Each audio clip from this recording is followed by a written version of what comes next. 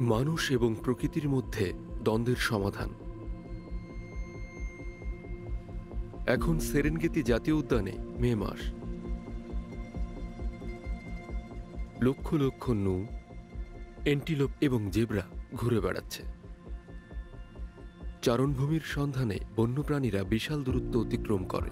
পৃথিবীতে সবচেয়ে বৃহৎ অভিবাসন প্রকৃতির এক বিশাল বিস্ময়। কিন্তু পার্কের বন্যপ্রাণীরা এখন বিপদাপন্ন, কারণ তানজানিয়ায় জনসংখ্যা বৃদ্ধি পাচ্ছে, প্রকৃতির উপর চাপ বাড়ছে। তৃণভোজী গরু ও ছাগলের উপর বন্যপ্রাণীরা নির্ভর করত।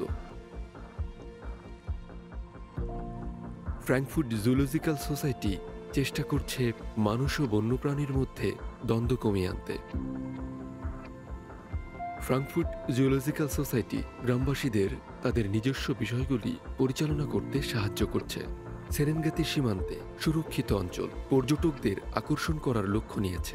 প্রাণী রক্ষা করার জন্য এটি একটি উপায়, এবং সেই সাথে এই পন্থা গ্রামবাসীদের পর্যটন থেকে উপার্জন করতেও সক্ষম করবে।